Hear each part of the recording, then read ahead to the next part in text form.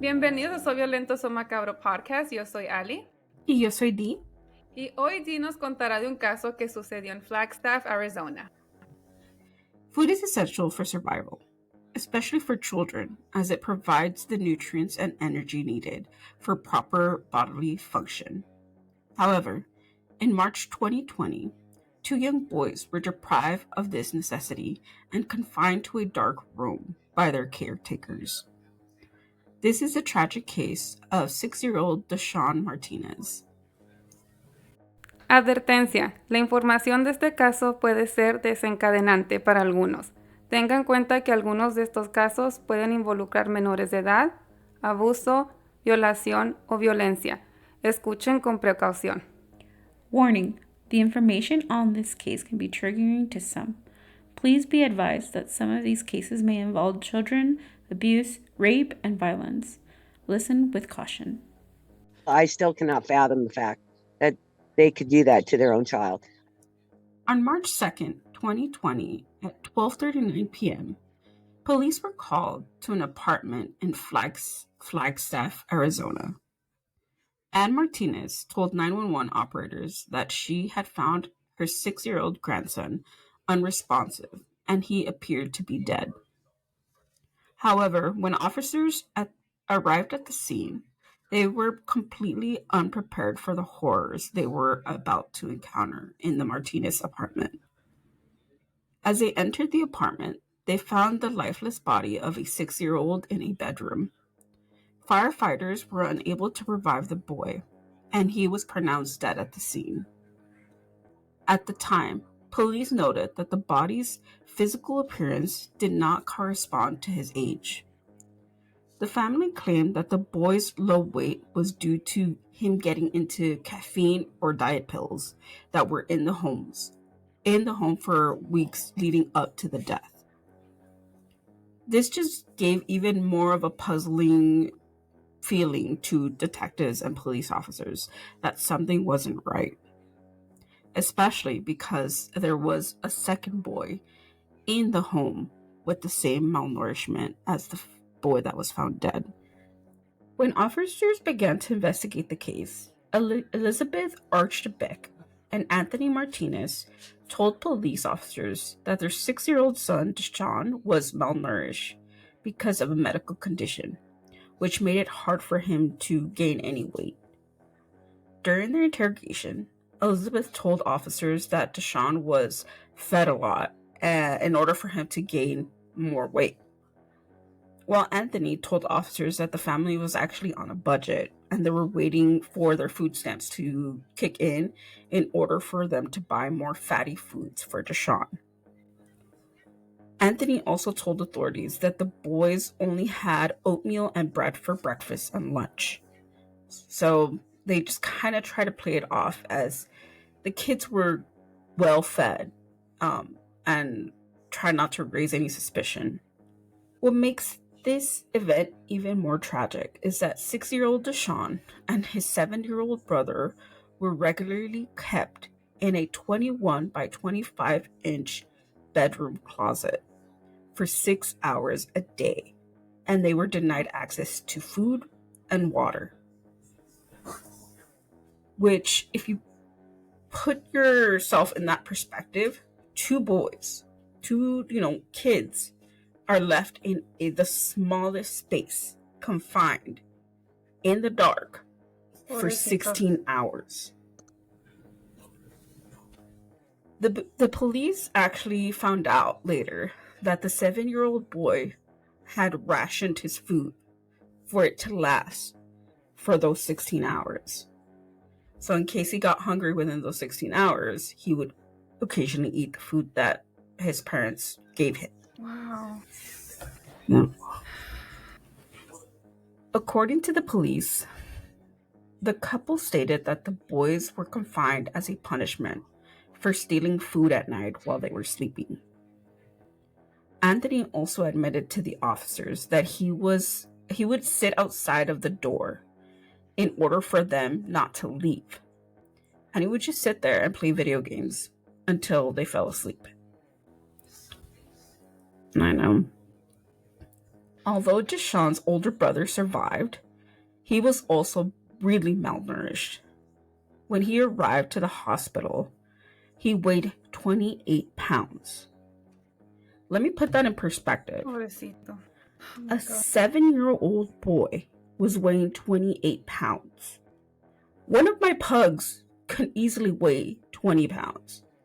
So my thought process is, if I carry both of my pugs, that's almost like 40 pounds. I cannot imagine how tiny this kid looked for 7 years old. He was hospitalized and recovered within 3 weeks of treatment. In those 3 weeks, he was fed through a feeding tube because he himself could not even have the energy to eat his own food. Qué desgraciados estos padres. Like, no tienen corazón. Let me say that again. Ni son padres. I don't even want to call them parents because that's not being a parent. Oh, exactly. No.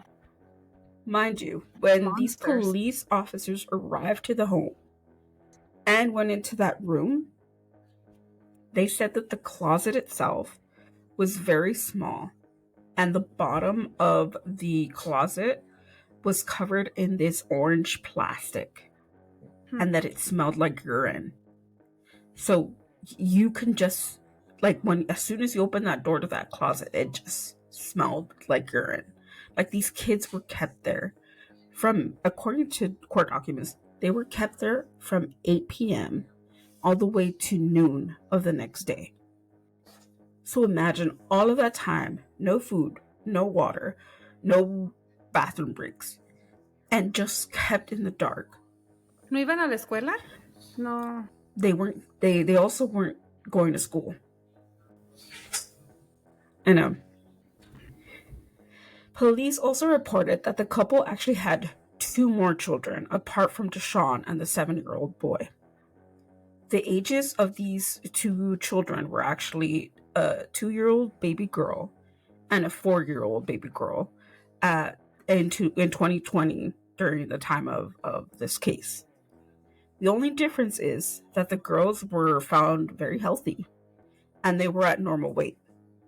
And the daughters had no restrictions to do whatever they wanted in the home, which is 2 different perspectives of the life they were living. After the investigation and finding the evidence, Elizabeth Archbeck, Anthony Martinez, and the grandmother, Ann Martinez, were charged with first-degree murder, kidnapping, child abuse in connection of Deshaun's death. They all pleaded not guilty, and all They three pleaded non-guilty? Yeah, they pleaded not guilty. All 3 suspects remained behind bars on a $3 million cash-only bond. So each one of them had a $3 million cash-only bond. Mm-hmm. But once we move deeper into the investigation, you start to unravel this life of the life of just Deshaun being just a horrible way of life. And I could No tuvo vida el niño. No. And I couldn't even wrap my head around what this poor child went through in his 6 years of life.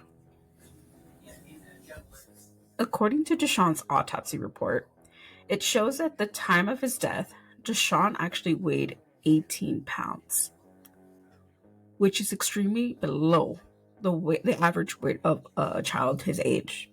Pues sí, un recién nacido a veces pesa hasta 10 libras. Yes. Y él tenía 6 años y pesaba 18.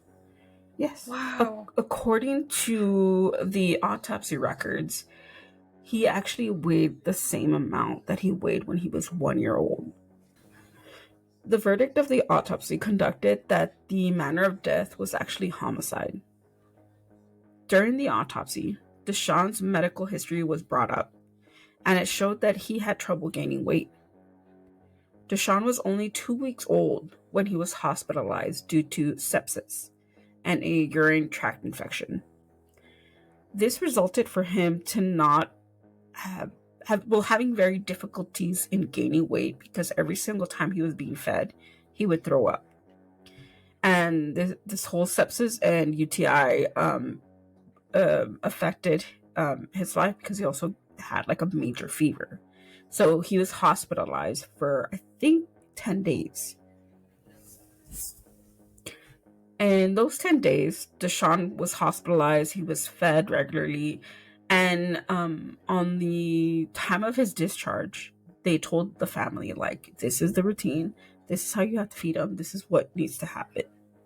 Medical examiner Lawrence Zernicke noted that Deshaun had a skeleton appearance with skin stretched over his bones and no body fat. His skin was depressed into his cavities of his face, and his eyes were sunken in, and there was just dark circles around his eyes. His hair was also very brittle, and it would just fall very easily. According to the same autopsy report, they also found abrasions and bruises around his body, but none of them were life-threatening. But still, they noted that in the autopsy. They also brought up his medical history, and when he was 4 years old, he weighed 34 pounds.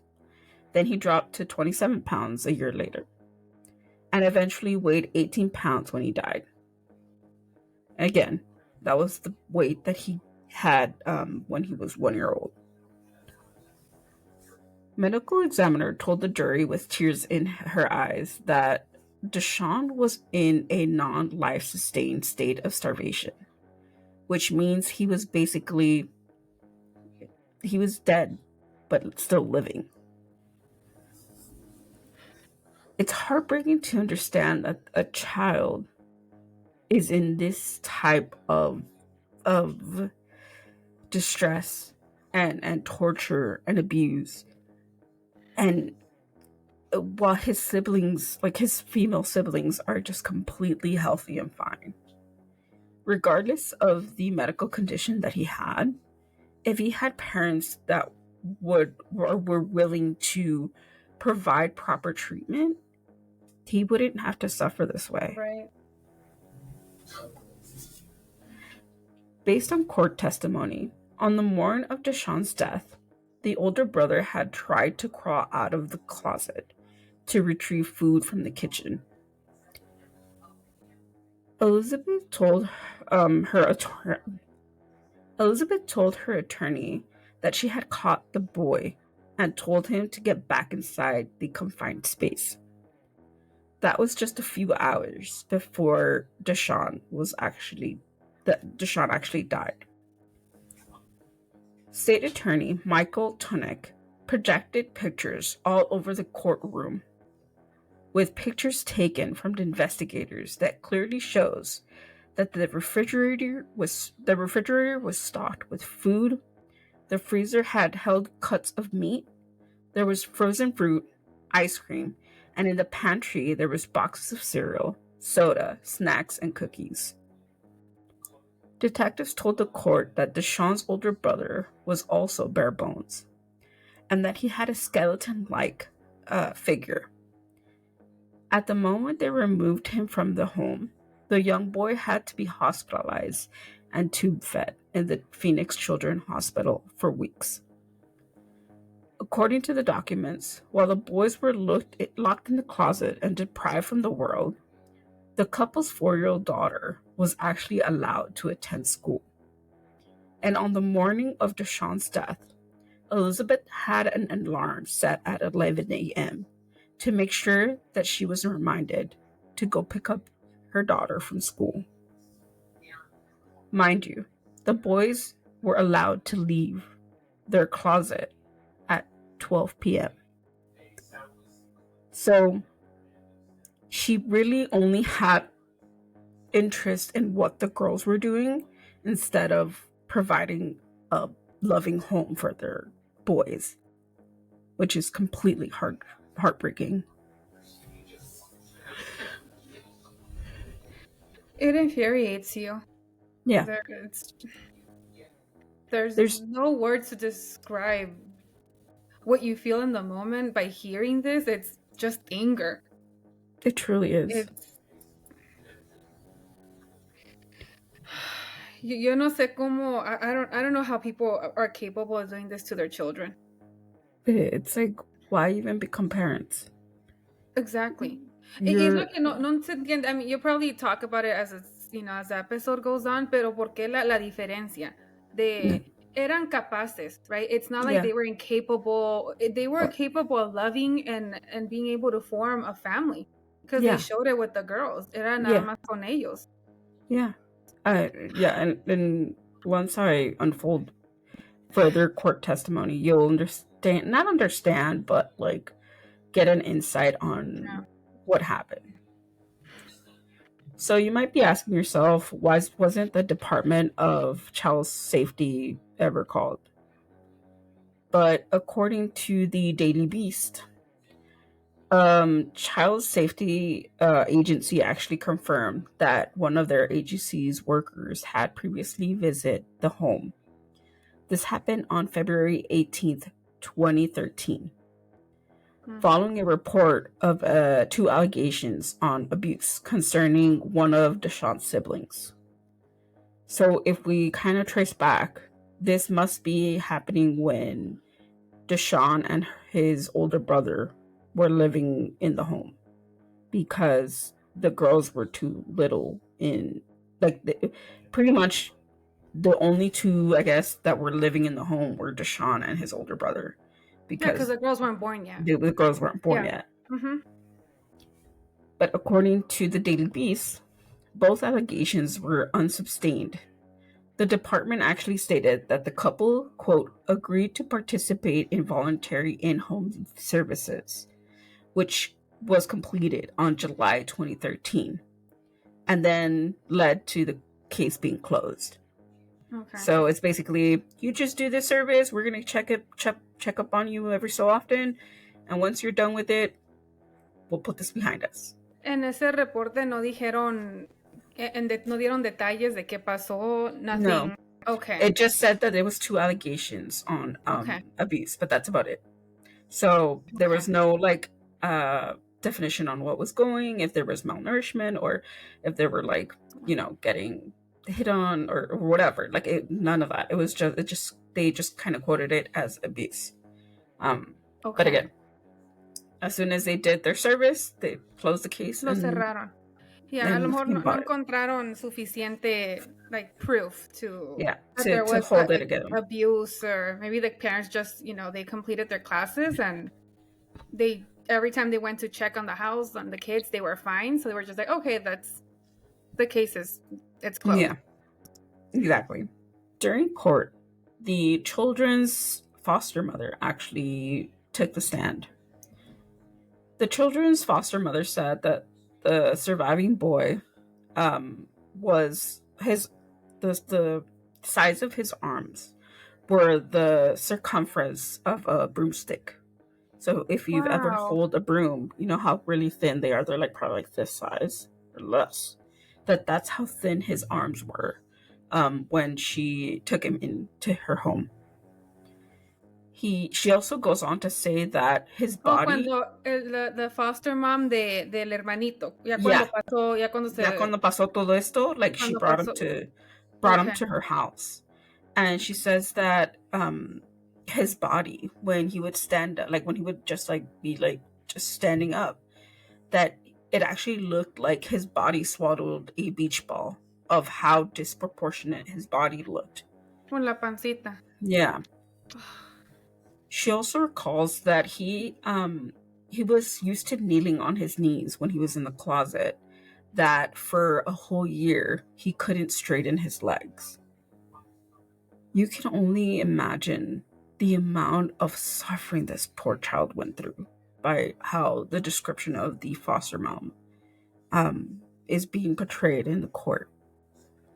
She also goes on to say that the young boy received so much trauma from his parents and his grandmother that the 7-year-old boy needed to be pushed around in the stroller and kind of remind him that it's okay to leave the room and to go to the bathroom. She also told That's the all he judge. was used to. Yeah. Le costó al principio, pobrecito, y confiar en alguien más también. Yeah, exactly. To feel that nourishment and that love again. It's The insane. love, yeah. The young boy also suffered brain damage and will remain as a developmentally delayed, is what the according to court documents is written. So I'm assuming there's like still some delays when it comes to functioning and like learning and like anything that has to do with like enhancing his brain activity. Development. Yeah. Yeah, porque no fue a la escuela y me imagino que los papás no le enseñaron nada. They didn't take the time to sit with him, read with him, teach him. So his brain didn't develop as it should have. Yeah. She also told the judge that even though the girls were actually taken care of well, there was still long-lasting emotional trauma when it came to their upbringing. One of the saddest parts that the foster mom actually explains in the court testimony is that the girls are still set up like little like games and playtime to include their fourth sibling, even though their fourth sibling is no longer here. During her final testimony, the child foster mother, during her final testimony, the foster mother looks at Elizabeth and says, quote, "I am eternally saddened that you threw away the privilege of being a mother." Yeah. Para lo que le importa. Exactly. According to Elizabeth's defense attorney, she told the judge that she was not the monster, but a victim of extreme trauma. Elizabeth's lawyer told the judge that Elizabeth suffered years of physical and mental abuse at the hands of Anthony. Her lawyer goes on to say that Elizabeth has survived multiple suicide attempts and that she suffered from a setback after being born with methamphetamine dependency, which basically means that her mother had abused meth when she was pregnant, and she just psychologically, or I guess, was born with that in her bloodstream or in her body, genetics, and it was dependent on it. The defense argued that Anthony was controlling and jealous throughout the relationship, and it continued after she gave birth to her children. She goes on to say that Anthony never let Elizabeth breastfeed or comfort the boys. But when it came to the girls, he was completely fine with it and allowed her to nurture and take care of the girls properly. Elizabeth told attorneys that after more than 2 years in prison, she felt more free than when she was with Anthony. On May 24th, 2023, Elizabeth pleaded guilty for child abuse and for the treatment of her surviving 7-year-old. However, on July 23rd, 2023, Elizabeth Archbeck was sentenced to life in prison without the possibility of parole.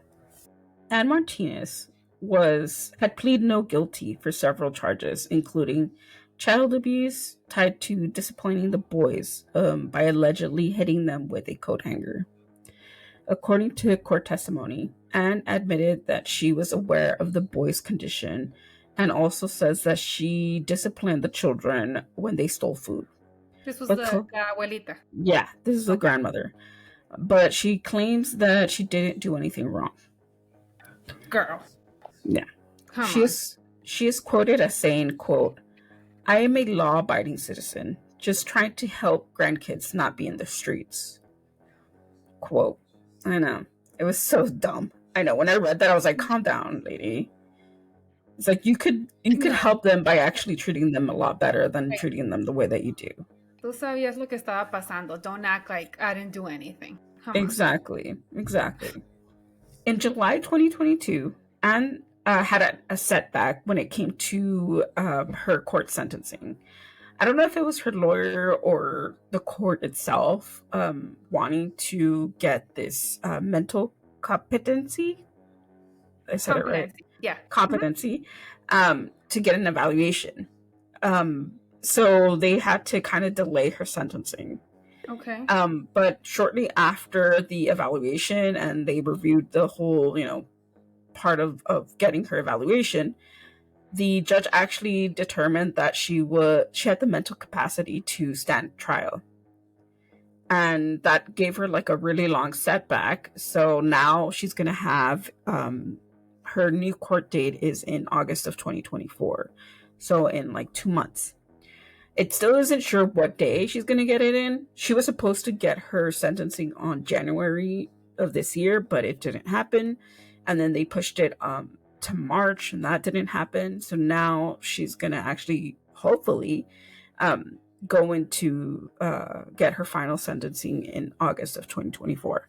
So for that, we'll keep you guys updated. However, when it came to Anthony, they kind of reversed the situation. They put Anthony into a kind of like, I had no right to, parent my child. During closing arguments, the defense attorney, Joseph Carver, told jurors that Elizabeth was actually the dominating one in the couple's relationship. He goes on to say that Anthony never displayed any independent decision-making when it came to parenting their children. And on March 23 of this year, which is 2024, the Coconino County Superior Court jury delivered a guilty verdict against 28-year-old Anthony Martinez. Anthony was also found guilty of 2 counts of child abuse, 2 counts of kidnapping, and 2 counts of aggravated assault on law enforcement officers.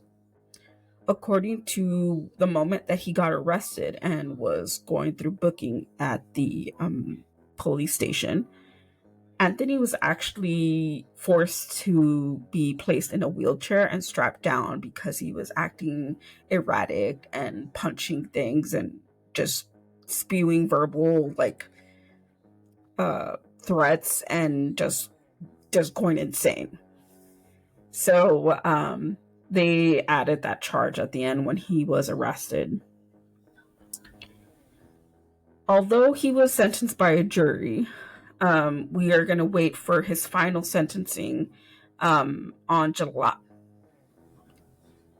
We're gonna wait for his final sentencing by a judge on June 28th of this year, which is 2024. So we still have final sentencing for Anne and for Anthony so far. In the end, Deshaun's story is a sad reminder of the vulnerability of children and the improper and safeguarding of their basic needs.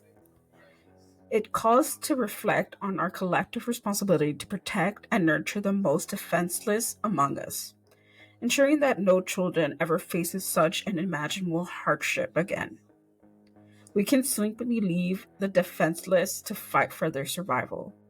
Constant survival of children who have been through child protective services must maintain and avoid tragic cases like Deshaun. Our hearts go out to Deshaun's sibling, his family, and the investigators who were touched by this case and are fighting for justice. Keep his voice alive. He needs it. Yeah. This is a tragic case of Deshaun Martinez. This little smile, taken far too soon from the rest of his family at the hands of his own parents. 4 years later, I had a big relief taken off of my shoulders today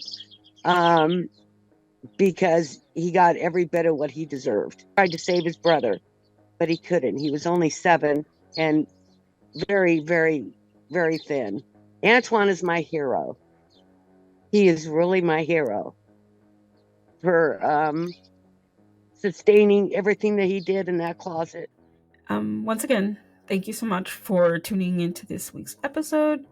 I know these cases are very difficult, especially when it comes to children and them dying, and especially when it comes to the malnourished and the abandonment and the abuse, especially when it comes from a parent, because they're there to protect a child, and it almost seems like some people just don't care.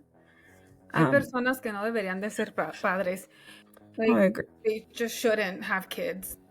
I completely agree. Hay gente que quisiera y que serían amazing parents, and unfortunately they can't. And then there's these people who have children and then treat them just horribly.